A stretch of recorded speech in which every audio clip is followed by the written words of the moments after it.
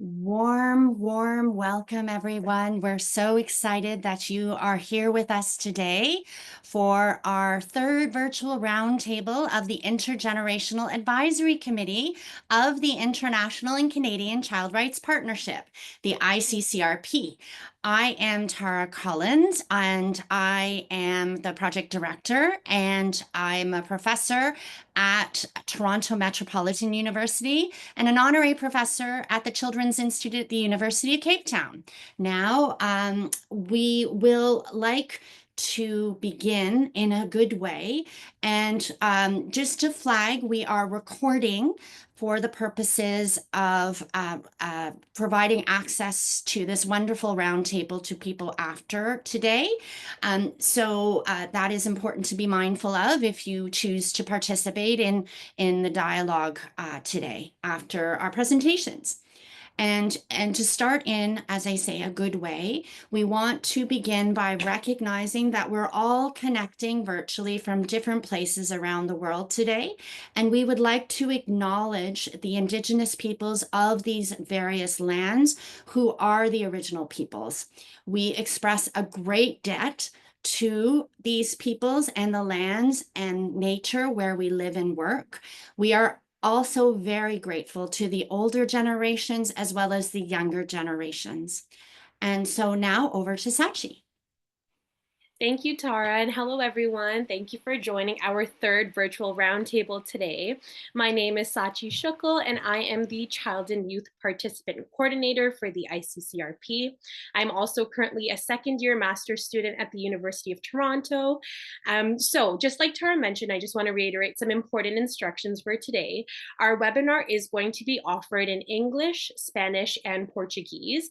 With this, real-time closed captioning will also be available for all attendees to be able to access what is being said by our lovely speakers today. The translation provided through this platform is not perfect, as many of us know, but it works pretty well. So we hope everything is going to go well in terms of that. This is exactly how you can actually access the translation on our Zoom platform today.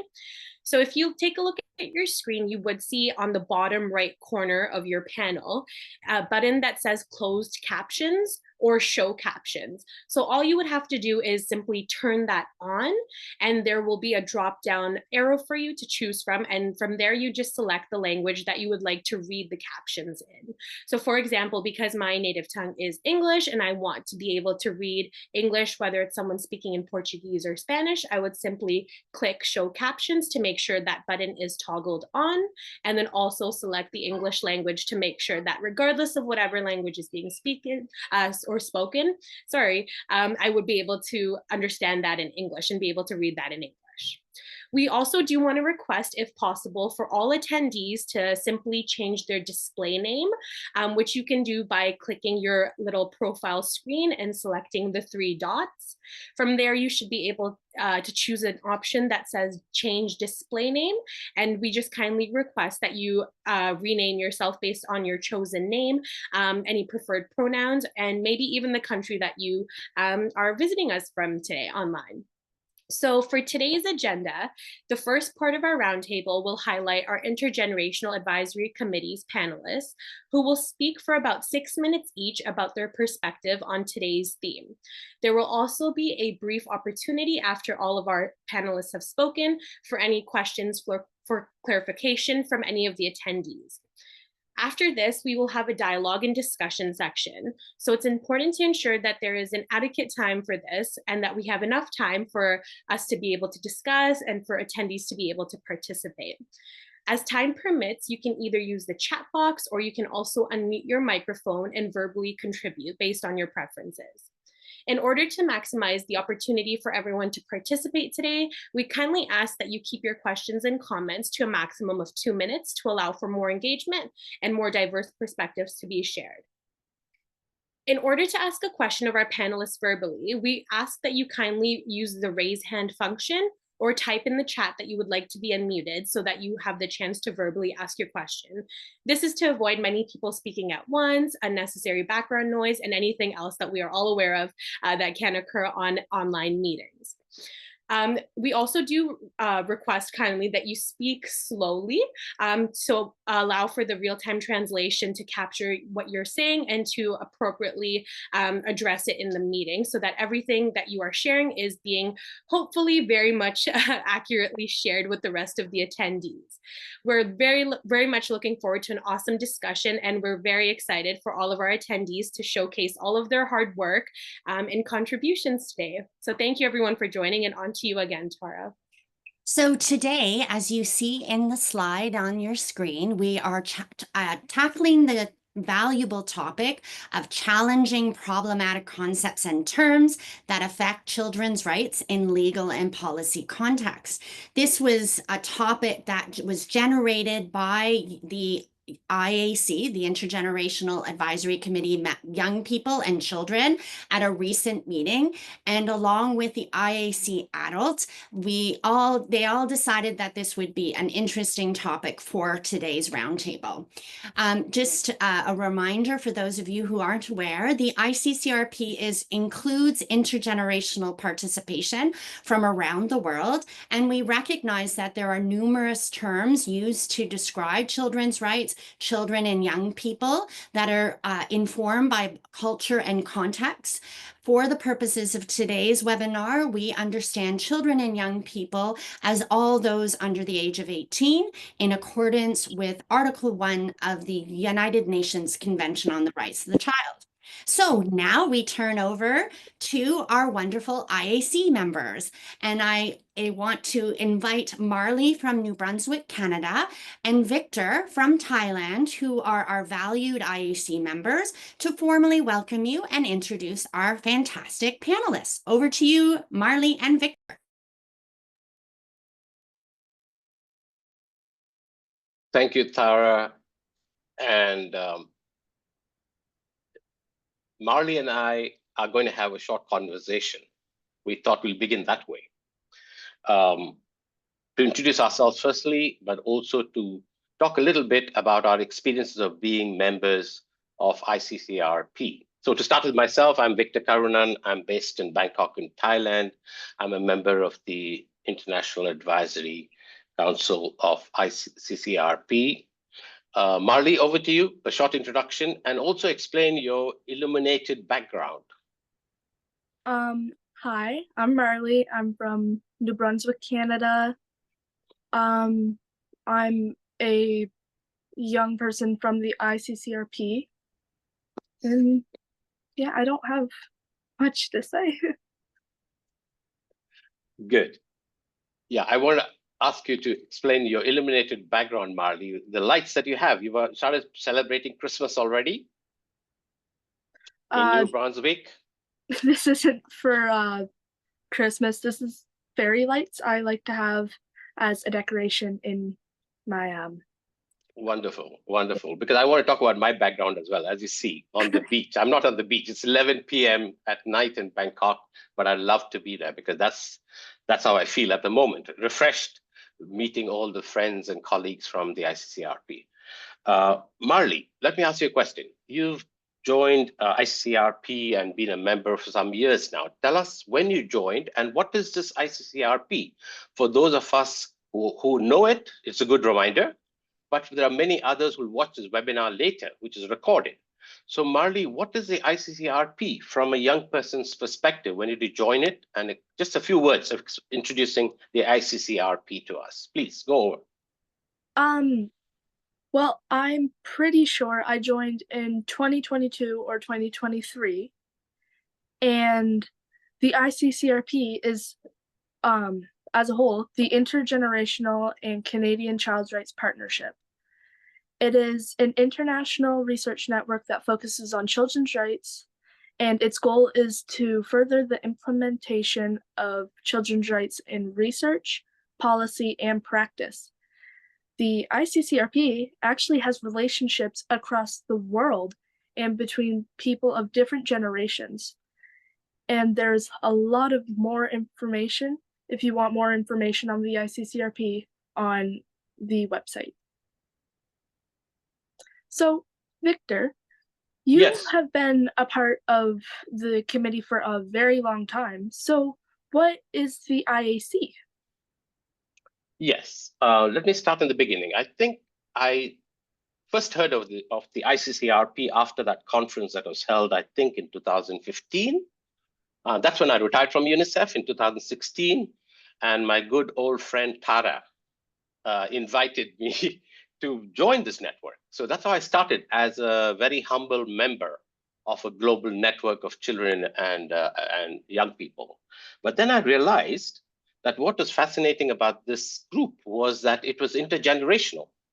There was a group of committed adults and committed young people coming together to advocate and to work with various networks of young people around the world.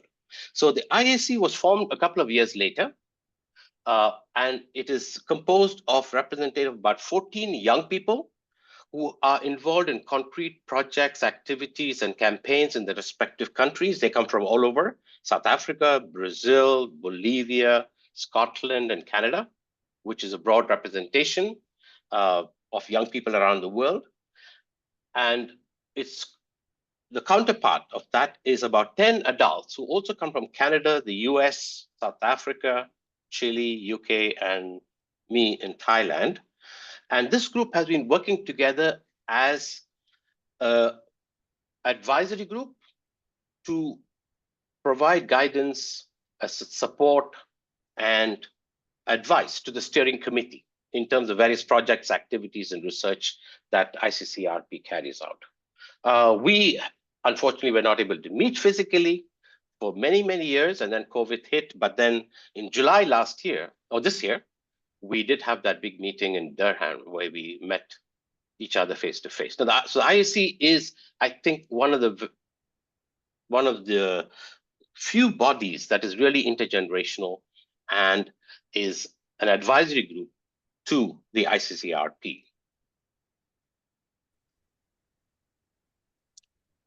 All right.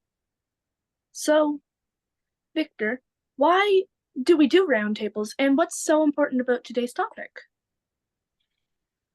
Well, roundtables to me are like a platform where we exchange ideas, where we share perspectives, where we draw on experiences of people from different countries, regions, etc. And today's roundtable, I think, signifies that, given the people who are joining us from the different regions and continents.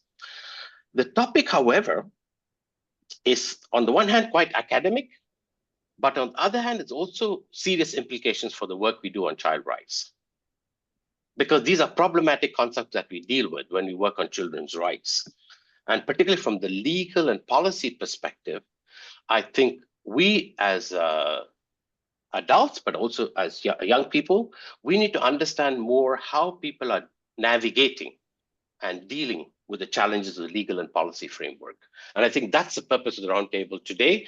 And we have a panel that's been carefully selected to represent both the perspective of young people, but also the perspective of adults.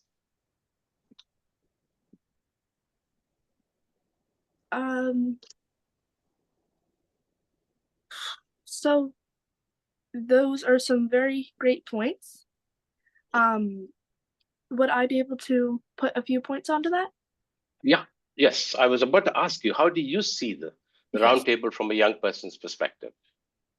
Well, I think that like you said, it's great. You can get different points of view from all around the world, and not only from adults. We get it from children and adults, and not everybody's in the same field. Like, some could be, I don't know, maybe they want to be a teacher or a doctor or anything. But roundtables are also a way to get information and can be more informative than like different types of presentations, because you actually get to learn more, you get to talk more and answer questions. And yeah, today's topic is great because it discusses children's rights, which in some parts of the world may not be as discussed. Well said, well said. Yeah. So I think we should now pass on to the panelists. Yeah. And maybe we could ask Dara to introduce the panelists and to move on to the discussion, because we're all waiting for that exchange and dialogue. Over to you, Dara. Absolutely. Thank you, Victor and Marley, for that fantastic welcome and introduction to all of us. That was just great. And so just to give you background, there are a total of 5 panelists to speak for 6 minutes at each or less, for a total of 30 minutes. And these panelists are IAC young people, young and older members, I should say, that have been selected through a lottery system to make sure everyone gets a chance to contribute. And our panelists represent a greater number of IAC young people than adults. There's 3 young people and 2 adult members, to emphasize the opportunity for IAC children and young people to share their ideas. And we ensure always the representation of perspectives from the areas of the world commonly known as the Global South and the Global North. There are different languages and various gender identities as well. So other IAC members will be contributing as well. Not only did Marley and Victor contribute by welcoming and opening our panel, we'll have 2 more young and older members closing our panel at the end of today. So to introduce, we have 5 fantastic panelists. I'm so excited to hear them. So first up, we have Mateus, who is an IAC young person from Brazil. Then we'll have Kyrstin, who is an IAC adult member from Ottawa, Canada, the area known as Ottawa, Canada. Next up, we have Gabriela from Bolivia, our IAC young person from Bolivia. Then we have Robert, who is an IAC adult from Uganda living in South Africa. And last but definitely not least, we have Savanna, who is an IAC young person from Ontario, Canada. So as a reminder, all panelists have up to 6 minutes to clarify anything the panelists, everyone will have an opportunity to address 2 questions. So all panelists are asked to answer the question of why is this theme, challenging problematic concepts and terms that affect children's rights in legal and policy contexts, important to children's rights? Then Robert will be addressing the question of how legal and policy institutions and decision makers challenge these problematic concepts and terms. And Kyrstin, our other IAC adult member, will be addressing how can adults advocate for reform by legal and policy actors of these problematic concepts and terms. And then our IAC young people will be addressing the question of how can we improve the participation of children and young people within policy and legal contexts by focusing on how adults should interact with young people? What advice would the young people give, and how could they feel supported? So now I want to pass it over to our first panelist, Mateus from Brazil. The floor is yours. Mateus, thanks so much. Hello, everyone. I'm Mateus. I'm from Brazil, and I'm young IEC and ICCRP member. And let's talk about it.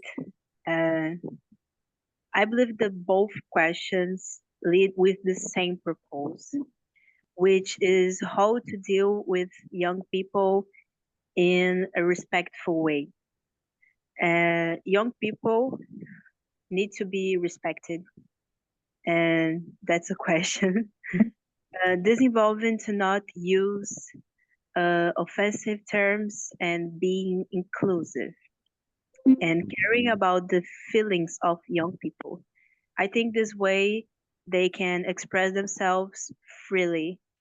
I think when we were in Canada, we had this experience because we felt like we are part of the thing, you know. I felt like I was important to everyone.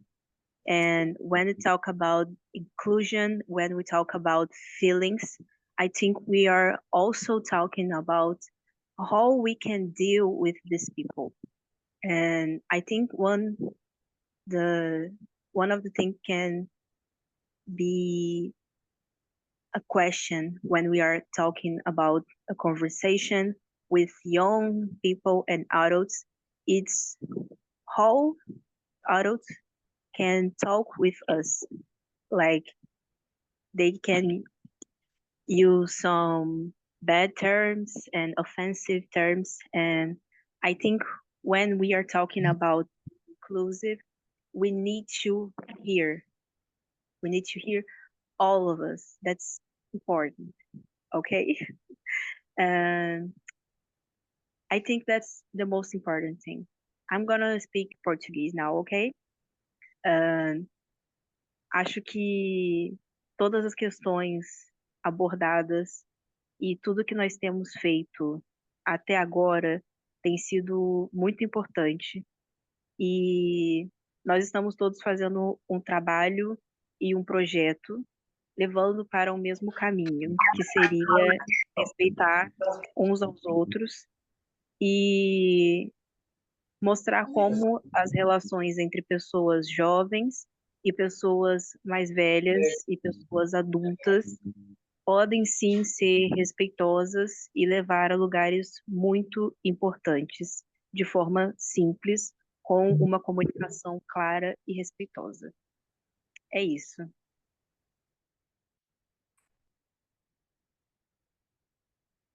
That's it, everyone. Thank you so much, Mateus. That was great. Now we turn to Kyrstin. Over to you. Hey, everybody. Thank you so much for having me here today.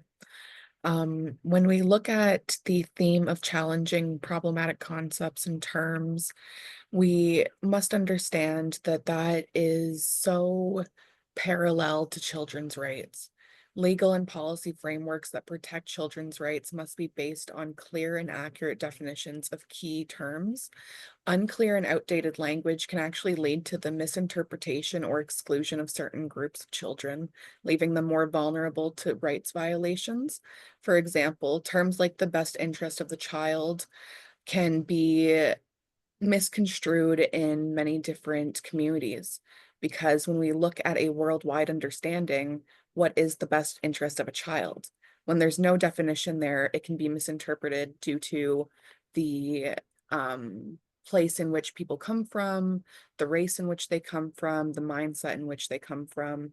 There are so many verifying factors, which is why it's so important to have concrete definitions and examples and keywords used when dealing with children's rights in legal and policy contexts. It might be interpreted differently in various legal contexts, which can also affect the protection and enforcement of children's rights. Challenging these terms ensures that they are well defined and aligned with international human rights standards and sensitive to the children's needs. The language used in legal and policy documents can reflect a power dynamic that affects children's agencies. If terms and concepts used to discuss children's rights imply that children are passive recipients of care or protection rather than active participants with autonomy, it can undermine their agency. Challenging such problematic concepts encourages the recognition of children's rights as rights holders who are entitled to participate in decisions affecting their lives. Challenging problematic terms can also play a vital role in advocacy efforts. When terms are challenged and clarified, it can lead to a broader understanding amongst policymakers, legal professions, and the public about the specific issues that affect children's rights. It can also bring attention to areas where current laws and policies are insufficient or inadequate, prompting necessary reforms. To end off, challenging problematic concepts and terms is a critical process in the ongoing development of children's rights.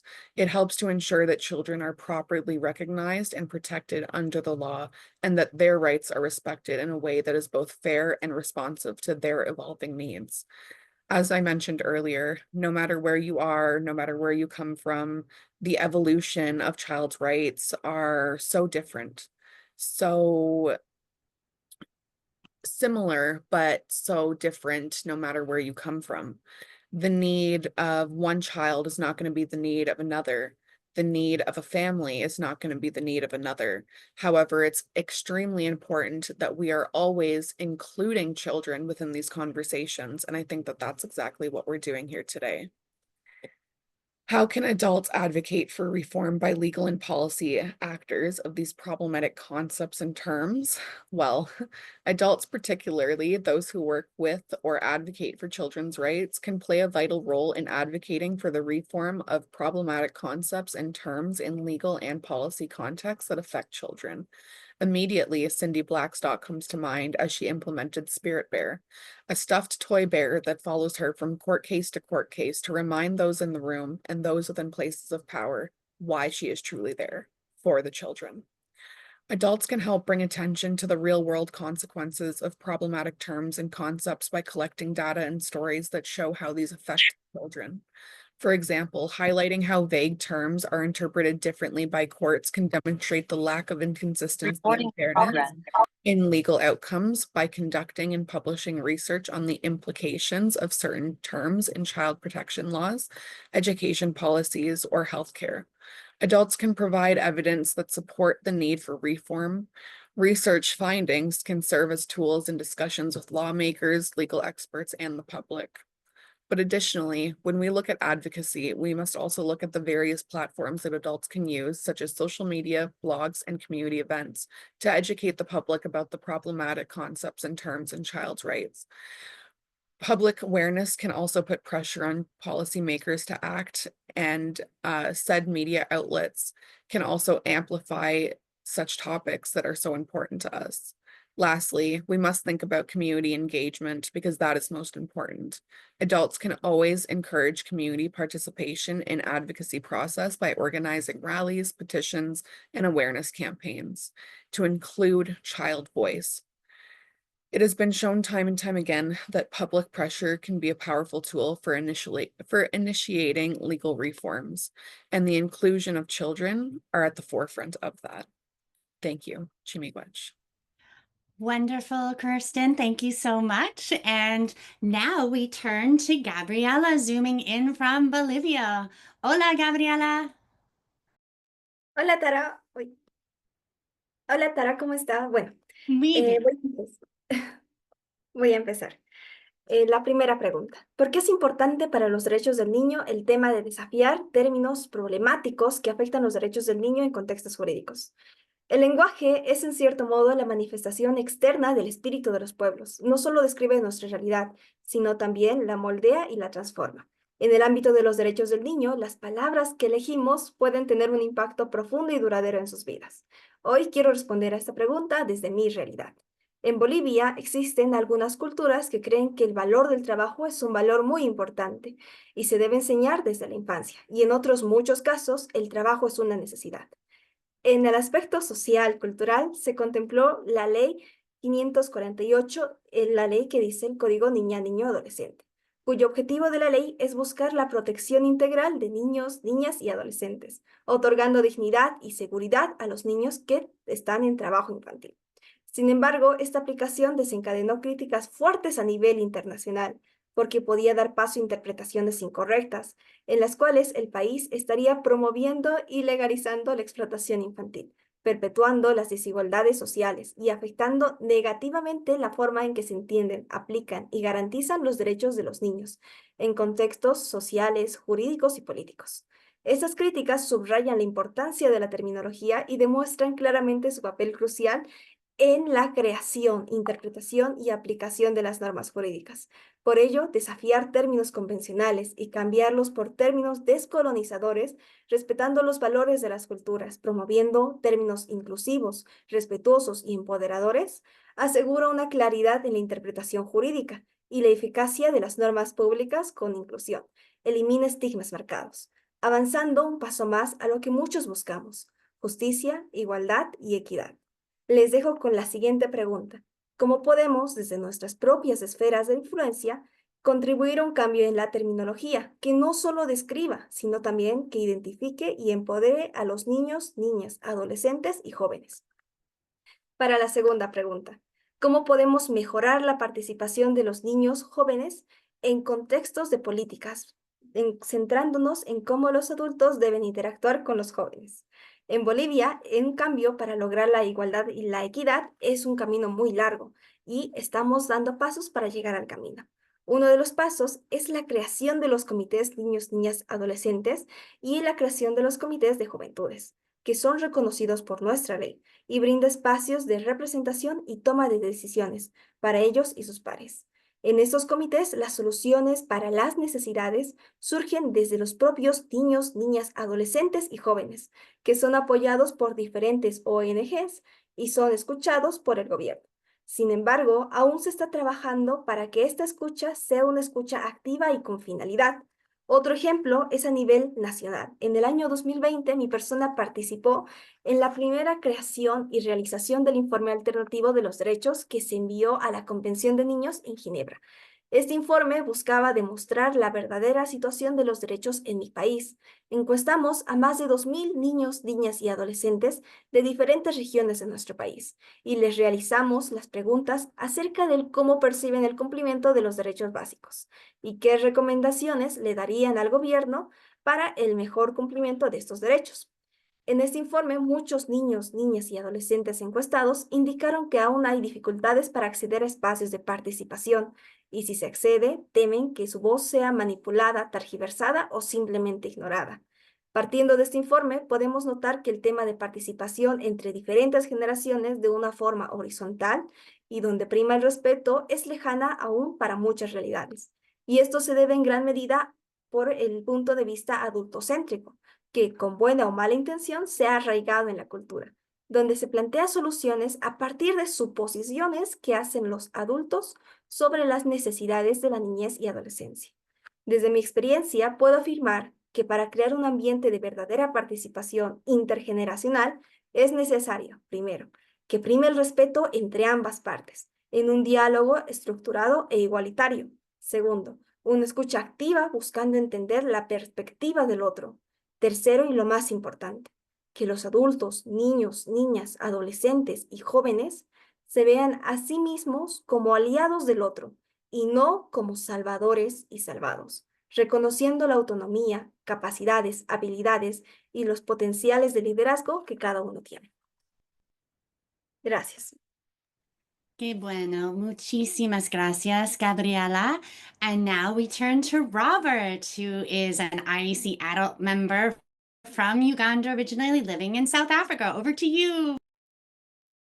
Thank you very much, Tara, and thank you very much, all the other panelists for your great engagement, speaking about the best interests principle, the aspects of language, the aspects of the place of introspection.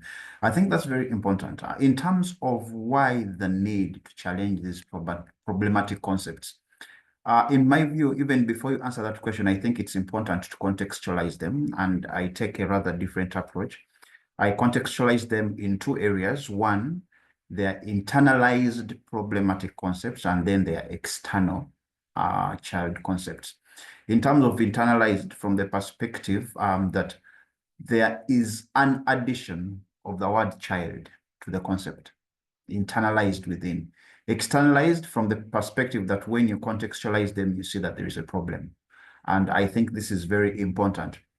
So why this is important, for purposes of this conversation, it's important to disrupt the narrative that we have with regard to the continued perpetuation of violation of children's rights, which could be in various spaces. It could be cultural, it could be societal, it could be historical, aspects of power dynamics, just like Kyrstin mentioned.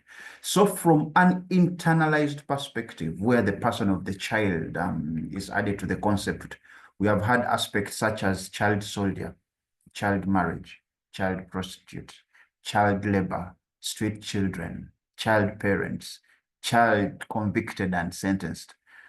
If we are to deal with this, we should look at those concepts, stop internalizing or rather non-problematizing the place of the child with those concepts. For instance, instead of saying child soldier, perhaps we should say a child affected by armed conflict. If we say, instead of saying child marriage, we should be saying a child in an illegal union, not illegal marital union, because a child cannot be in a marital union.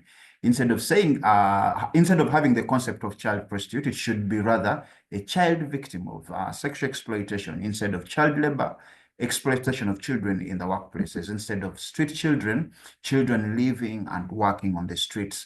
So instead of child parent, maybe children without care. Because in some spaces like Africa, it's not more about children without parental care because we have guardians, we have uncles, we have aunties, so children without care. Instead of saying that a child has been convicted and sentenced by a court of law, it should be rather a court has passed an order that will help the child. I think that's very important. The external concepts are usually such as problems that you don't add the word child, like terrorist acts, radicalization, violent extremism. So it's important to challenge them for purposes of disrupting this narrative. With regard to how we can have the legal and policy institutions and decision makers challenging these concepts, these problematic concepts and terms, it has to be from the place of using a deliberate and targeted approach or steps that is informed by research. Because it's important that the research that has been carried out is able to identify the problem, how it affects the child, and then propose solutions. These solutions, when they start from a policy perspective, they will always end up before cabinets or before the executive, before laws are passed to that end. So the deliberate steps, I identify about 5. The first one is that there's a need to identify the problem. Identifying that problem is through research. Research does not technically mean only going to have that empirical, having theoretical frameworks. If there is any kind of conversation that gives us answers, that is research. Aspects of language, using a very child-friendly language that reduces stigma and discrimination, that would also inform legislative reform. The concept of child mainstreaming, I think this has been done a lot through the use of the child rights approach. Kyrstin talked about the best interests principle. There are other principles such as participation, where participation should not only be at a specific narrative, at a specific point, but right from the family to the community, to the local government, to the national government, to the regional governments, to the continental governments, to the international perspective. That is very interesting. And to the end that if a child is participating, he's not participating only from the perspective of his intellectual abilities to understand a specific concept, but from the perspective that he has something to say and he wishes to communicate it, and the government or the state assures the child to have that space. The other one, number 4, is going before a child rights-based approach to a child-centered approach, where we put the child at the center of every intervention that we seek to come up with, identify the problems that this child goes through, then the interventions speak to that subjective child. And lastly, the need to foster a culture of respect and dignity for the child, for stakeholders who are involved in promotion and protection of the rights of the child, such that there is inclusivity that is essential for helping this child improve in the long run, in the holistic perspective. Thank you very much, Tara, and I'll hand over back to you. Thank you. Another fantastic contribution. Thank you so much, Robert. And now we turn to Savanna, who is an IEC young person from Ontario, Canada. Savanna, can you unmute your microphone and maybe put your camera on if it works?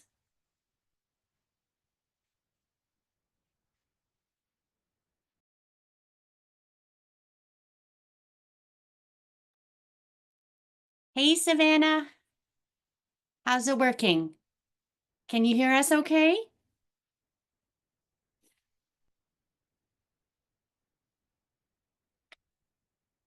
Well, maybe.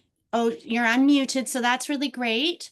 I wonder if we may need some help from Destin. Maybe Destin, if it helps, maybe Savanna could call you and then we can unmute the microphone from you so that we can hear Savanna's contribution if she's having trouble.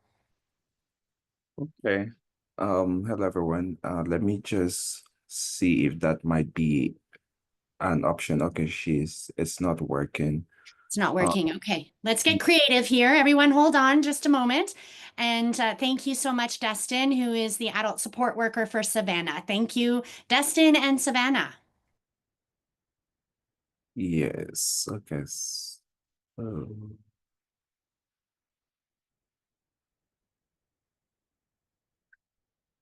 okay. All right. I'm just gonna give her a call. Oh, can you hear me now? Oh, yes, we can. Yay. Hi, Savanna.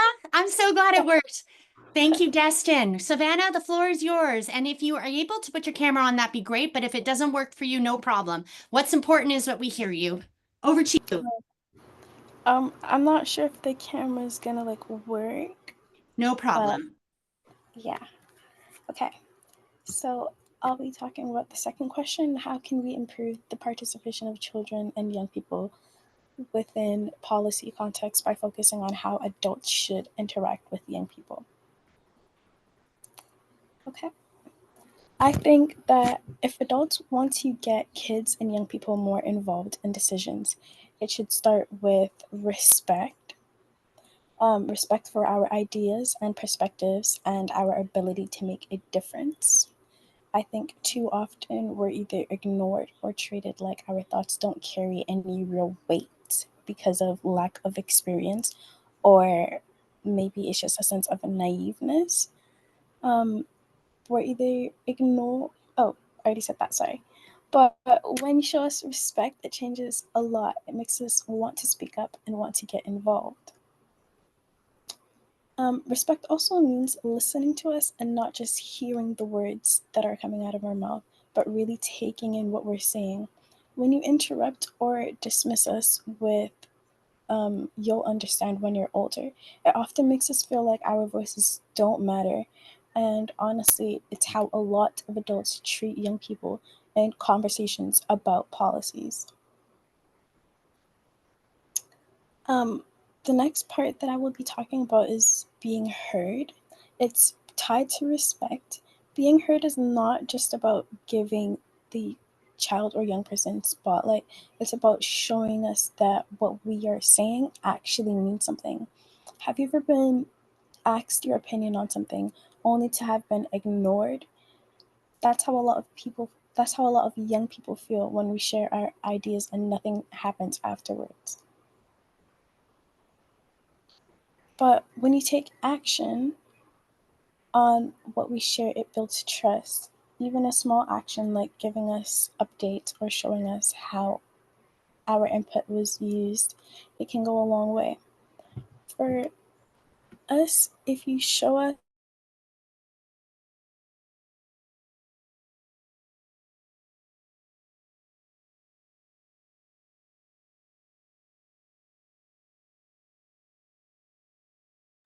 Savanna, we're not hearing you.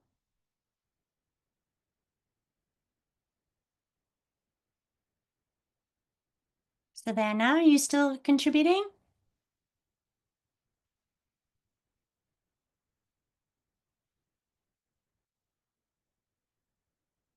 Oh, Savannah's now muted, I notice. Hold on, we'll just see. I don't know, Savanna or Destin, is anyone able to clarify? Yeah, I believe that we may have lost due to some network issues, but Okay, I'm just okay. messaging her on another platform. See. Thank you, dear. Thank you. And Mateus has an excellent suggestion of using the chat to contribute the rest of the contribution. Thank you, Mateus, for the great suggestion. Oh, sorry. oh, you're back. Yay. Okay, over to you. Yes, and finally, when we talk about creating a safe space for collaboration, respect also means when we're comfortable and you don't expect children to speak up in a formal setting where they might feel uncomfortable and be intimidating. Instead, we could hold school discussions or discussions in a community center or even online where children might feel more relaxed and willing to share. And remember, yes. And so respecting us and listening to us and treating us like our ideas do have a serious impact will make us feel more welcome and like we have an actual impact in our lives.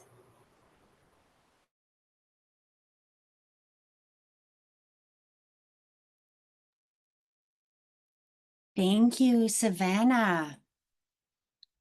Is there anything else you want to add, Savanna? Or are just checking to make sure the technology is working?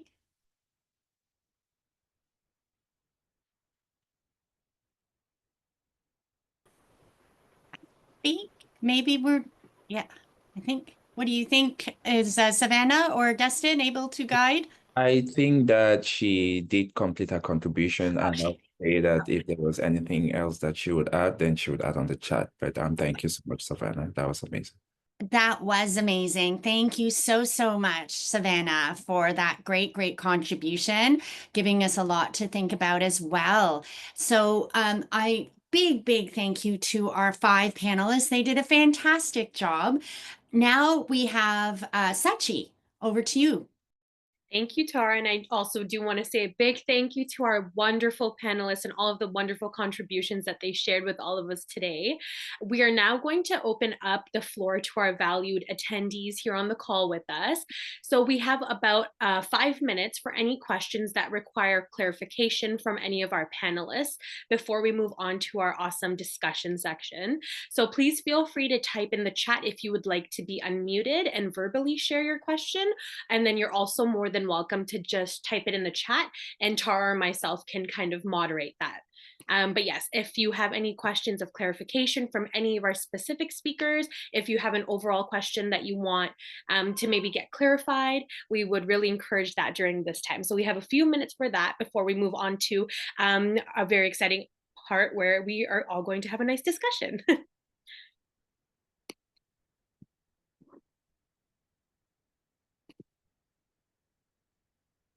I do see one question in the chat, and I believe it's from Kathy. So maybe I can start off from that, because that was during, I think that was during when Robert was speaking. But if anybody wants to touch on that, that's perfectly fine as well. So the question is, one of the long-standing problematic concepts is child protection, which then turned into the protection of children's rights, but it didn't really change its meaning. Is there a good substitute for this problematic word? That's a great question, Kathy. Thank you for sharing. Robert, I think this was during your speaking part, but if anybody else has any ideas or maybe wants to clarify that, that would be amazing. Thank you very much, Sachi, and I'd like to thank Kathy for that question. Child protection, protection of children's rights, child promotion of children's rights. I think it should start from the perspective that there is a certain platform, a certain yardstick that we are using to identify the problematic concepts. At least the part of the narrative should be that the identification of the problematic concept is based on a problem or a problematized concept that is added to the term child. So if it's about protection, maybe as calling it child protection was simply to have a new kind of aura to the concept. To give it a new lease of life, a new lease of better engagement, a new lease of forms of advocacy. I think to that would not be a problematic concept. The challenge would be if the term is not problematic. If the term is not problematic, it's not a problematic concept. There could be other reasons that inform the use of the words.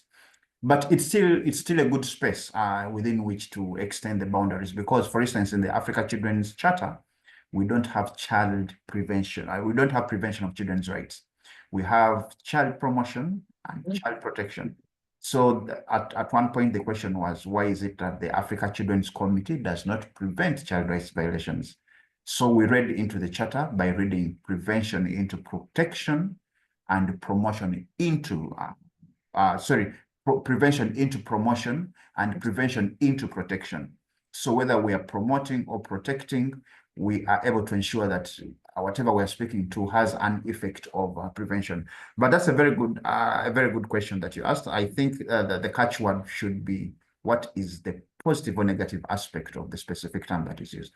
But thank you very much, Kathy.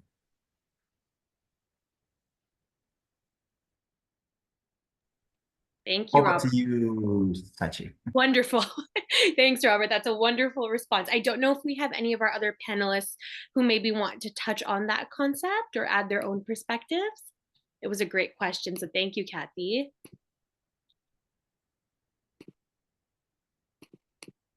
Okay, that's okay. I think it's a nice segue into our awesome discussion section because I also see Kay, who is also part of the wonderful ICCRP with a question in the chat. So Kay says, thank you for all the contributions, which were great. I was struck by the comment on best interests and how it is a problem because of how it can be defined differently in different contexts. I would be interested in what other panelists think, and would we lose anything if we lost the rather vague term of best interests? So that term best interests, I don't know if we have any panelists who maybe want to touch on that. Great question, Kay, thank you. I don't want to be undiplomatic. But it's okay. I can give it a try. Yeah, and Robert, then, go ahead. You can start the discussion. And I see Kyrstin and Vicky also are unmuted, so maybe they can also chime. Anybody, yeah, this has is going to be a said, wealthy please be discussion. undiplomatic. Yeah, no worries. Go ahead. Yes, I think that's the problem with best interest as a concept. It's an evolving term. Some people call it a moving target. In one country, best interest might be very fast internet. In another country, best interest might be the provision of basic services. So I think it's rather good to look at it not only from an objective position, because an objective position cannot give you the right answer to best interest. You cannot also use a subjective position, maybe using both where you balance. I think that helps because most scholars agree that you cannot define best interest. Rather, it's something that has to be contextual, that has to be conceptual in terms of its application. But I think what is important is the level of the degree of importance that we attach to it. For instance, in the UNCRC, because of need to have some kind of global consensus, which is quite hard, they look at best interest as a paramount consideration. So in terms of other considerations that can be brought on board, best interest, among others, as a principle can be brought on board. In the African context, the African Charter on the Rights and Welfare of the Child, it makes best interest the paramount consideration. So you start from best interest, then you go to other aspects. From the CRC, it's best interest and other aspects, best interest or other aspects.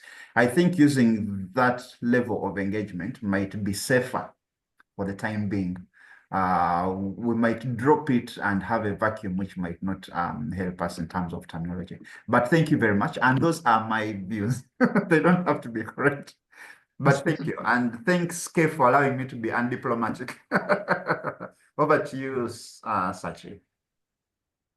Yeah, and Vicky, I think you were going to, did you want to contribute? Yeah, I can. I think that as long as we ask children and young people what they think is their best interest. So this term best interest needs to go along with what we've heard a lot of the adults and young people say today, that we have to have active listening, we have to hear what different children, different ages, different identities, different circumstances say is in their best interest. And we have to hear, understand that and feed that into legal and policy context. It's enough.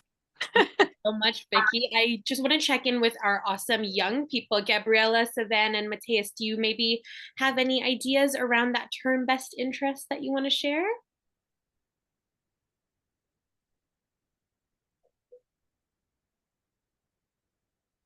Yeah, Gabriela, please go ahead.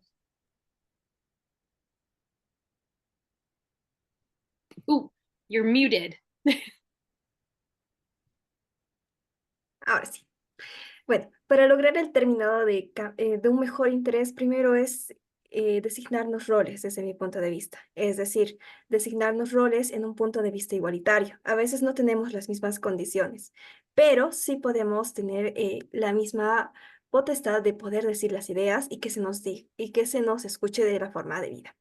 Me refiero a que no nos vean, igual como le dije en mi discurso, no nos vean como salvadores que deben salvarnos, ni como salvados que necesitamos ayuda, sino que reconozcan nuestra independencia al momento de escuchar nuestra voz. Thank you, Gabriela. Don't know if any of the others, Mateus, Savanna. Maybe Kyrstin might have Kyrstin, something to say too. Yeah, but only if you. Yes, I do. Thank you. I just wanted to I guess phrase that the phrase best interest of the child is often not clearly defined in legal contexts or policy frameworks. Different cultures, legal systems, and individuals might have different ideas about what constitutes a child's best interest. This vagueness can lead to inconsistencies in decisions that affect child's lives, such as children in custody, disputes, education, or healthcare.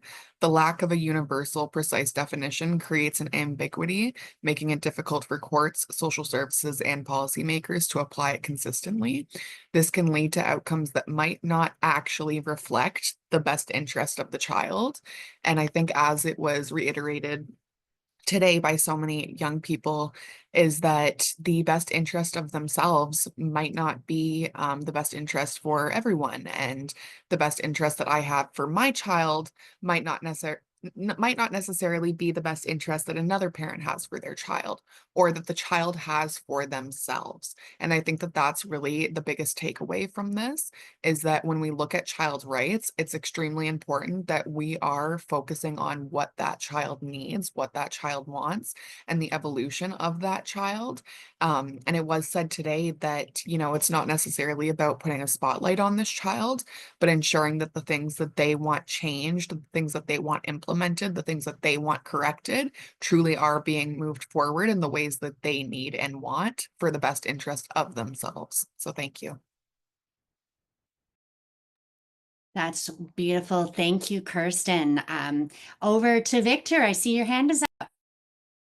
Yeah, this is a very interesting discussion, and I think we need to have more discussions. I wish we could have a roundtable on the best interests of the child, because this is one of the most under-researched areas of children's rights.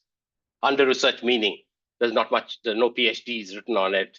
There's not much studies done. None of the academics are really focusing on this as well, which says something about us, child rights activists, and we really need to do more. Yeah.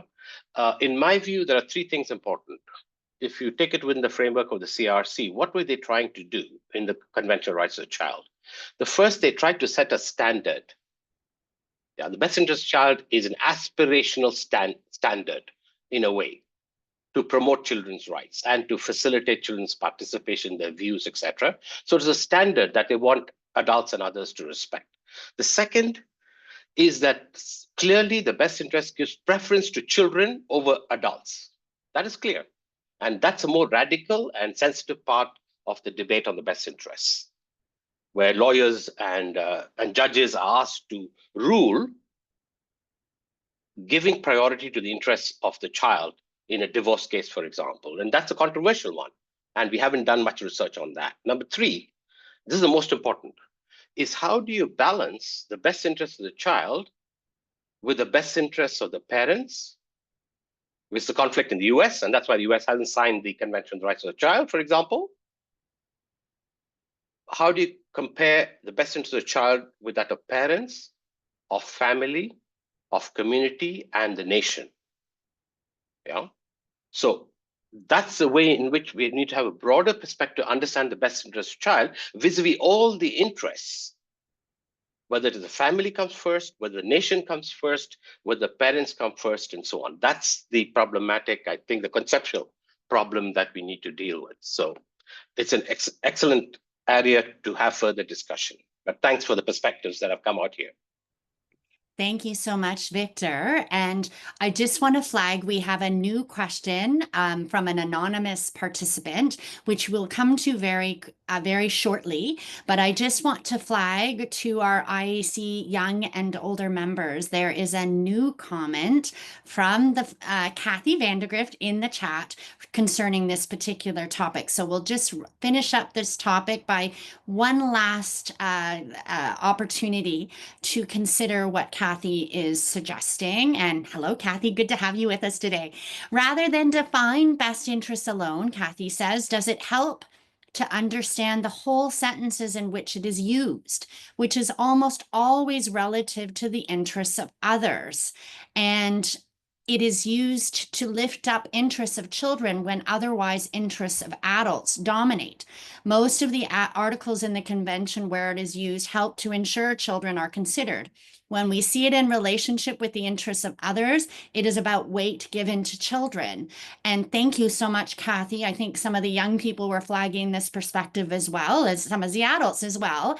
Any further comment from the IAC members before we turn to another question? And I see lots of people are very enthusiastic about your comment, Kathy, in the chat box, which is great. Any further reactions, especially from our young people? Encourage you to participate further if you have anything else to say.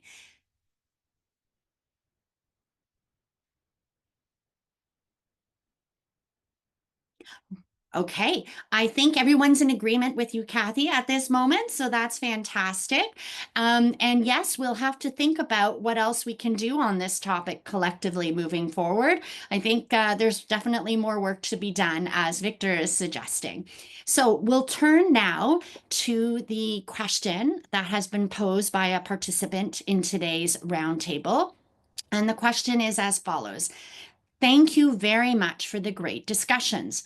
Oftentimes, there are many concepts coming from Western ideas of child rights, etc. I am curious to see how we could also consider and decolonize certain West-centric ideas so that the ideas can reflect different cultural values and localized. Thank you so much to the attendee for that question. Anybody interested in picking up on that around the idea of decolonizing different Western ideas? Gabriela, over to you. Thanks. Gracias. Justo ese tema estaba en mi discurso. El tema de descolonizar es el tema que hizo mucho caos por el tema de trabajo infantil. El trabajo es un valor muy importante y cuando hablamos de trabajo infantil podría darse a entender que estamos explotando a los niños o que estamos legalizando esto. Entonces, descolonizar es entender también a la cultura. Podemos cambiar las normas entendiendo a la cultura, pero no significa que podamos irnos a los extremos, sino que podamos dar dignidad a estos casos, podríamos decir, extras que nos brindan las culturas. Wow, so beautifully eloquent, Gabriela. As always, thank you so much. That was great. Anybody else want to take on that question about decolonizing rights and in relation to Western ideas and how different cultural values can be localized and reflected? Over to you, Mateus. Great.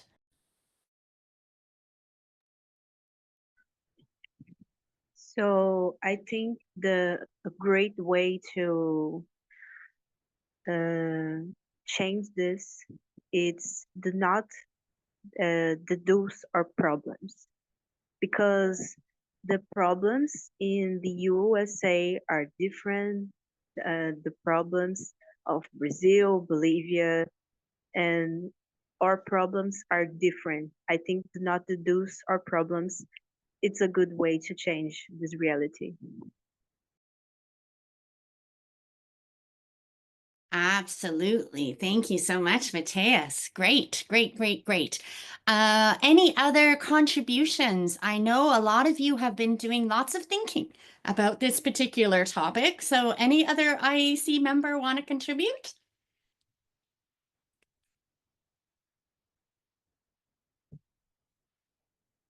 Over to you, Robert, and then Victor. I would have loved Victor to go first. I think his hand was up first. Victor, do you mind going first? Thank you. This is one of the topics on which I've been focusing on for the last year. I'm actually working on a book project. What we're looking at is, and this will be very helpful, particularly for those coming from indigenous communities, Gabriela and others, for example. Yeah, we are looking at indigenous concepts of childhood and child rearing and child development. how do indigenous peoples bring up their children? What are the values? What are the practices that help them to navigate the challenges of childhood, childbirth, child rearing, including adolescence and the transition to adulthood, etc. We're documenting that in the context of Asian countries. We have about 10 countries now contributing chapters to the book. And one of the things that we've realized in doing the literature review on this is that this is going to be the evidence that we need to challenge the Eurocentric or the whatever northern imposed perspectives on children's rights that many people feel. Yeah, because we need to look at what is the evidence out there, both positive and negative, among people in the global south, that we can say reinforces children's rights, but at the same time also acts as a bottleneck or harmful to the realization of children's rights. We haven't done that research in the global south. That's the reason why this issue keeps coming up, and I think this would be a contribution to that. Thank you. Excellent. Thank you, Victor. Over to you, Robert. Thank you very much, Tara. This question, I would answer it from the perspective of at a continental level, because most countries in Africa, in the Americas, were subjected to colonialism. So the perspective should start by how we understand international law as a concept as well. When we go to our classes, we look at international law as something that started at the Treaty of Westphalia after the various wars that had been fought. And yet, when you come to Africa, you discover there was a country in the present-day Ethiopia that used to do a lot of trade with Arabia. We used to have diplomatic engagements between chiefdoms where one chief would marry from another chief from another chiefdom for purposes of peace. There was a lot of trade between North Africa, as we understand it, with the Spanish and the Portuguese, even before the 14th century when this Treaty of Westphalia came up. So I think it starts by rewriting the history as we understand it, not from the perspective that it started when the indigenous communities were colonized, but there was life, there were systems that were alive before then. And I think as researchers, it's also interesting that we start taking on research where the question is, how does the Western world learn from the indigenous communities? I think that becomes very interesting.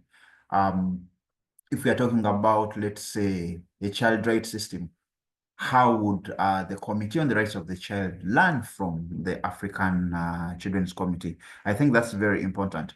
Then I think a continental push, it can start from the national perspective, a continental push where we have child rights treaties that come up that speak to the added value, that speak to the lived realities of children in those specific continents or in those specific economic community, regional economic communities. Looking at their lived realities, looking at what added value they would add to the current narrative on protection of children's rights would be very important in decolonizing. This is something that has been done to a great level in Africa, whereby we don't have the aspect of child soldier in our treaty. We have the aspect of a child affected by armed conflict. We are trying to deal with child marriages. We are looking at it differently. Whatever we come up with it from the perspective of what are we doing without necessarily having a copy and paste, without necessary editing, but to have laws in place, policies in place that speak to the lived realities of the children. I think that's very important. Thank you. Fantastic. Thank you so much for those wonderful contributions. And I'm excited that another IAC young person from Cape Town associated with the Western Cape Children's Commissioner is currently a participant and wants to add to this discussion. So we just need to unmute his microphone. Stephen, over to you, John Lee. Can you all hear me? Yes, we can. Over to you, John. Hi everyone. I'm loving all the backgrounds firstly. There's a lot of cute backgrounds going on. But I just want to speak on some of the points that I wrote down so I don't elaborate too much on it. But I also wrote down that we should promote indigenous languages and traditions and ways of knowing. We should teach history with an honest acknowledgement of colonialism and its impacts. And then lastly, which is really important for me, would be global collaboration. I know we spoke about all the different countries and the different issues we are facing. So we should shift away from the dominance of the Western nations in global decision making. And then lastly, foster mutual respect and collaboration between cultures rather than imposing Western norms. Thank you. Beautifully said, John Lee. Thank you so much for bringing forward those important considerations to our discussion today. Really, really significant points to take into account. For example, the predominance of English language in dialogues. Here I am using English, but it's definitely an issue when we are thinking about how do we communicate with each other? How do we learn from each other? We need to engage across languages. And that's part of the reason why we try very hard within the ICCRP to accommodate different languages in our virtual and in-person efforts. We don't always do it well, 100% well, but we really do try, and we're going to keep trying our best. So thanks so much, John Lee, for that contribution. And if no other IAC member has another point to share, I would like to invite another attendee. Abayomi would like to contribute. So maybe Stephen, if you could just unmute, and hopefully we can hear you. Over to you. All right. Good day, everyone. I think it's evening from here in Nigeria. And it's so amazing listening to every person who has contributed to this very discussion. And it's amazing learning from all of you. And I can say that it's the first time I'm actually hearing how problematic in defining child rights and protection and all that in terms of its legal and other policy issues around it. So I think I want to come in from the perspective of considering the LGBTQ rights. Yes, it's an amazing thing that we actually want to give access to people in spite of their gender in that sense. But then introducing it to children at that basic level has actually been the place where I get worried about it, because I actually wrote a book. I wrote a research paper about how clinical psychologists can actually be in support of LGBTQ in terms of providing clinical attention to them. In Nigeria, there was a paper I just wrote. And while even considering that, introducing children to things like that may actually affect their rights to determine which gender which they want to be in that sense. So it's a kind of trying to alter the possibility of giving children access and rights to determine which gender they're actually going to select in that sense. So these are some of the areas where there's a need for us to decolonize some policies that is strictly westernized, and also give, because I can say boldly that in Nigeria, some individuals are actually even talking about it from their homes, really. And for me, I think it could actually affect gender determinism, right, in that sense of a child at that level. So I think there's a very good need for us to decolonize some Western culture, which may actually affect child development in that sense. So as an early childhood person, so we're working around trying to ensure that, yes, we promote gender rights, then we need to protect our children in the sense that they have access to what they want, or what for them that they are not so particular about at that sense. Because as a child, you cannot, we feel that you may not even have the access to determine there are some things that are very very controversial, that you cannot make decision on as a child. So now it's the right of the educator, the parents, to actually protect you from that, so that you can grow in the natural order of things without being infringed upon. But then when you now grow up, and then you feel that this is what I want, because there's a maturation already that has occurred in terms of determining your rational thinking has actually grown, that then you can determine some things for yourself. So, and then so be it. But at the very basic level, we need to begin to decolonize the way we expose our children to things that they may not have the rational access of order of things to determine. So that's my contribution. Thank you, Abayomi, for your participation. And I see John Lee would like to engage. Over to you, John Lee. Hi again. I just want to speak on what one of our members just spoke about, especially when it comes to the department or the sector of LGBTQ rights and advocating for that. And this all leads back also to the best interest of the child as well. This concept of natural order or not educating kids at a young age, because it's basically speaking on the stereotype of we are brainwashing children to want to be a different way or whatever. It is feeding into the stereotype of we are telling children to suppress who they are at a young age, because you can only say that at 18, or you can only say when you're an adult or when you're in university or whatever, because you're not educating your children properly on these type of terms, on these sexualities, on anything, because you're just telling them you have to be normal. There's a right, there's a wrong, there's the norm of what society wants from us. So the term of natural order or children don't understand what they are being taught at a young age, or adults are implementing wrong decisions on their children or disrupting a child's mindset by teaching them these things. You're not disrupting anybody. You're just educating them on the possibility that they might be a unique individual, that they might have these suppressed feelings within themselves and they can identify or belong in a certain sector because they feel lost. So that's just what I wanted to add. Thank you. Thank you so much, John Lee. And now I see Marley wants to contribute. Over to you, Marley. Great. Oh, hello. I agree with many of the points John Lee had made. They really should teach more rights about this in school. And it should not be just downplayed like, oh, you don't know what you're talking about. You'll be able to make that decision when you're older. We have to recognize those feelings that they feel. I know there's a somewhat problematic policy in Canada specifically.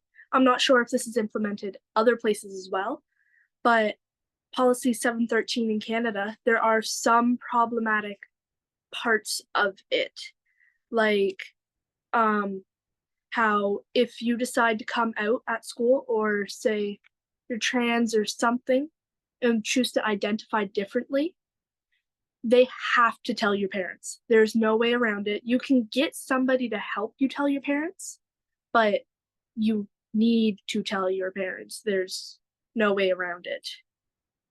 And there are many other things that need to be changed in that policy as well. Thank you. Thank you so much, Marley, for bringing that forward, because that is definitely relevant to the dialogue. And I see Mateus had his hand up. Over to you, Mateus. So what I want to say is like, when we are talking about transgender kids and when we are talking about LGBTQ rights, we are talking about like people, we are talking about different people. And I think when we are talking about it, we need to think. That's that's a complicated question. And we need to think there are just kids, but they know what they are. They know what they are doing. They know what they are thinking about. So we need to remind us. That's it. Thank you so much, Mateus, for your contribution on this dialogue. And I think what this roundtable offers is an opportunity for us to explore different perspectives and different opportunities for learning together. And that is exactly the point, as Victor and Marley outlined right at the very beginning of our roundtable. So we really appreciate people bringing forward their perspectives, their understandings of children's rights. And we all have different understandings, and we learn by learning from each other. And what's really important about these roundtables is that it's not just adults from one country speaking to this issue, it's children and young people and adults from different geographies, different languages and different perspectives. And that's what these roundtables are all about. And I see that, we've had a very rich discussion, and there's so much more to talk about, but believe it or not, we're coming to near the end of our roundtable. I don't know where the time has been going. So we need to turn to two fantastic IAC members, young and older, who are going to formally close our roundtable today. So I'm very happy to introduce you to Lilita from South Africa and Vicky from Scotland, who have the floor to introduce themselves and provide their perspectives to close our roundtable today. Over to you. Right, so hi, I'm Vicky Johnson from Scotland, from the University of the Highlands and Islands. I'm handing over, we're going to bat forwards and backwards. So Lalita, can you introduce yourself and say one point that you felt was really important from the discussion that you heard? Hi everyone, so my name is Lelita. I am 16 years old and I am from the Western Cape Commissioner for Children's Office. So I think what point really stood out to me was in the best interest of the child. And I think that also stood out for everyone because like a lot of adults say that they are doing things in the best interest of the child, but is it actually in the best interest of the child? Like, are you just saying that to make you feel better, or are you just saying that just because like or like sorry so like a lot of people say that they're doing it in the best interest of the child, but just because you're saying that it's in the best interest of the child doesn't actually mean that it is in the best interest of the child. So I'm going to pass on to Vicky. Okay, so my first point, I think that ran across every single young person who presented today said respect. And I think this was important from Mateus, from Gabriela, from Savanna, and also echoed by the adults. So how do we actually have active listening, child-centered processes, spaces for decision-making that actually respect what children and young people are saying? I think that Gabriela brought up sort of a respectful environment where you have justice, equality, and dignity given to young people, intergenerational dialogues where adults actually listen to young people, and equally adults are allies of young people, so that it's an intergenerational space. So that was another point for me. So back to Lalita for your second point. So my second point is from what Savanna said, and it was creating a safe space for children. So I think that's like really important because I know in our office when we work, when the commissioner works with us or works with children, we do a lot of fun activities. So we're having fun, but we're still sharing information with each other. So creating a safe space, if you want us to have a conversation or you want to have a conversation, let's do fun things. Create posters where we can interact with each other, share information, but still having fun. Create that safe space where we can always come to you to talk about things and to learn. I'm going to pass on back to Vicky. Okay, there's so much here, but I think I'm going to pull out next. the issue of language, and Kyrstin said that key words need definitions. I think that not only children and young people, but also families and adults, there are a lot of legal terms, a lot of terms used in policy contexts, and actually there needs to be an understanding of these terms, and also that the things that children and young people say are not manipulated. This is Gabriela's words, manipulated or misinterpreted. I think that's really important as well, the language which is used, and that we are actually interpreting, sort of understanding what everyone is saying, and not just using the words and not and speaking over people with legal phrases which people really aren't understanding in a legal and policy context. So back to you, Lalita. So I think the last thing that I would like to say is, I think it's from what Savanna said again, is respecting the ideas of young people and their ability to make a difference, as well as putting action into the words, what they're saying, instead of it going in the one ear and going out the other ear. Put action to it. Show us that you heard what we said, and you are now giving us an output, or you are or you just like, I don't know what to say, but like you just, yeah. Back to you, Vicky. Yeah, no, that's a good point, Lalita. And I want to lastly come up with something Robert said, which was disruption.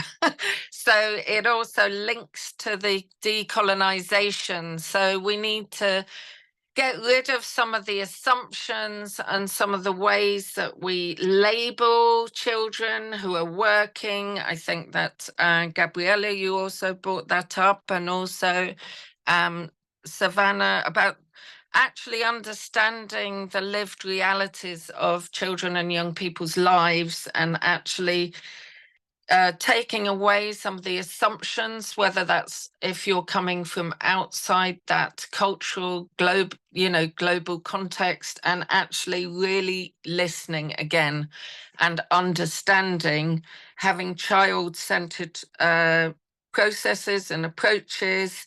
And I think Victor and Robert said more research, which is child and youth-centered, and really listening. This is so amazing what young people in this IAC are teaching us older people. So thank you so much. Ladita, anything else from you? That's all from me. Great. And I think that's all from me. I just I'm really aware that sometimes in legal contexts, when we talk about under 18s and we call people children, sometimes people want to be called young people. It's even what we call people and how we speak to them. So thank you so much. It's been so interesting. I hope that gave a bit of a sum up, but there was so much richness in the debate. I'm glad that you're recording this. Thank you so much, Vicky and Lolita, for that wonderful closing. I think you did such an awesome job summarizing. And I agree, there was so much discussion and such a wealth of knowledge and perspective shared. So I also do want to say a big thank you to all of our speakers today. Of course, our wonderful attendees, all of our adult support workers, our ICCRP staff, who are always working so hard to make these successful events.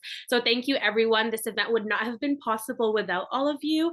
And yes, Vicky, I second that. I'm so happy it's also recorded so that we can share it widely with our personal and professional networks, whoever was not able to attend today.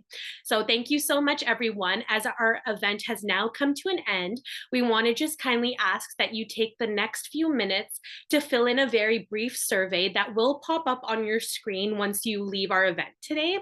So it should pop up on your screen. There are just a few questions, and the aim of this survey is just to help inform the ICCRP's ongoing ongoing participatory evaluation process so that we are better informed on how we can make future events successful, what we can do to improve, what we can continue doing, and just to provide insight into what attendees enjoy and are looking forward to in relation to ICCRP events. So that will be popping up on your screen, I believe, as soon as you leave our meeting today. But yes, a wonderful thank you to everyone participated today. It was great. And we have now reached the end of our third IAC roundtable. So congratulations, everyone, and a big thank you. It was lovely seeing everyone and having all those wonderful contributions.